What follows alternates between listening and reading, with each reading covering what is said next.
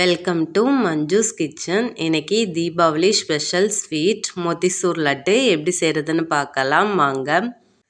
ஒரு பாத்திரத்தில் 2 கப் அளவு கடலை மாவை நல்லா அரிச்சு எடுத்துக்கலாம்.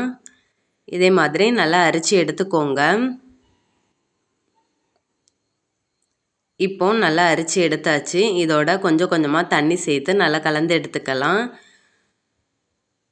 மாவு ரொம்ப தண்ணியாகவும் இல்லாமல் ரொம்ப திக்காகவும் இல்லாமல் மீடியமாக கரைச்சி எடுத்துக்கோங்க. இப்போ நல்லா கரைச்சி எடுத்தாச்சு. எண்ணெய் நல்லா சூடானதும் இதை கொஞ்சம் கொஞ்சமாக பொரித்து எடுத்துக்கலாம். நம்ம பூந்தி பொரிக்கணும்னு அவசியம் இல்லை, இதை மாதிரியே பொரித்து எடுத்துக்கலாம். ஒரு பக்கம் வெந்ததும் நல்லா திருப்பி போடுங்க. 2 பக்கமும் நல்லா பொரிஞ்சதும் இதை எடுத்துடலாம். இதே மாதிரி எல்லாத்தையும் பொரித்து எடுத்துக்கோங்க. இப்போ எல்லாத்தையும் பொரித்து எடுத்தாச்சு. இதை ஒரு மிக்ஸி ஜாரில் போட்டுக்கலாம். இதை ஒரு 2 தடவையாக நல்லா அரைச்சி எடுத்துக்கோங்க. மிக்ஸி ஜாரை பல்ஸ் மோடில் வச்சு அரைச்சிக்கோங்க. கொரகொரப்பாக அரைச்சி எடுக்கணும். இந்த மாதிரி கொரகொரப்பாக அரைச்சி எடுத்துக்கோங்க. ரொம்ப நைஸாக அரைக்கக்கூடாது. இது அப்படியே இருக்கட்டும். ஒரு கடாயில் 2 கப் அளவு சர்க்கரை எடுத்துக்கலாம். இதோட 1 கப் அளவு தண்ணி சேர்த்துக்கோங்க. கொஞ்சமாக ஆரஞ்சு ஃபுட் கலர் சேர்த்துக்கலாம். இதை நல்லா கலந்து விடுங்க.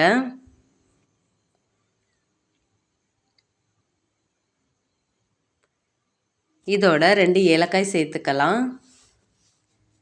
சர்க்கரை நல்லா கரையட்டும். சர்க்கரை நல்லா கரைஞ்சி லைட்டாக பிசு பிசுப்பு தன்மை வரணும். அது வரைக்கும் நல்லா கொதிக்கட்டும். இப்போ பாருங்கள், பிசு பிசுப்பாக இருக்குது. இப்போ அடுப்பை லோ ஃப்ளேமில் வச்சுட்டு நம்ம அரைச்சி வச்சுருக்க கடலை மாவை கொஞ்சம் கொஞ்சமாக சேர்த்து கலந்து விட்டுடலாம். அடுப்பை லோ ஃப்ளேமில் வச்சுட்டே கலந்து விடுங்க. இது நல்லா திக்காகி வரட்டும்.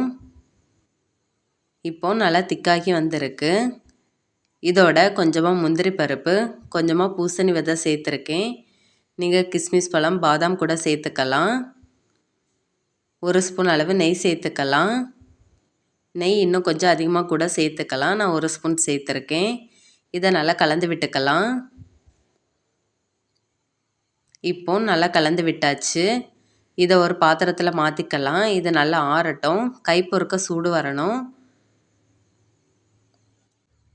இப்போ கை பொறுக்க சூடு வந்திருக்கு.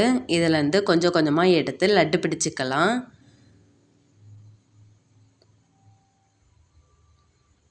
பாருங்கள் எவ்வளோ அழகாக இருக்குன்னு. நம்ம பூந்தி பொரிக்கணும்னு அவசியம் இல்லை, ரொம்ப ஈஸியாக உடனே செஞ்சிடலாம். நீங்களும் ட்ரை பண்ணி பாருங்கள். பிடிச்சிருந்தா லைக் பண்ணுங்கள், ஷேர் பண்ணுங்கள், சப்ஸ்கிரைப் பண்ணுங்கள். மறக்காமல் பெல் பட்டனை கிளிக் பண்ணுங்கள். தேங்க்யூ.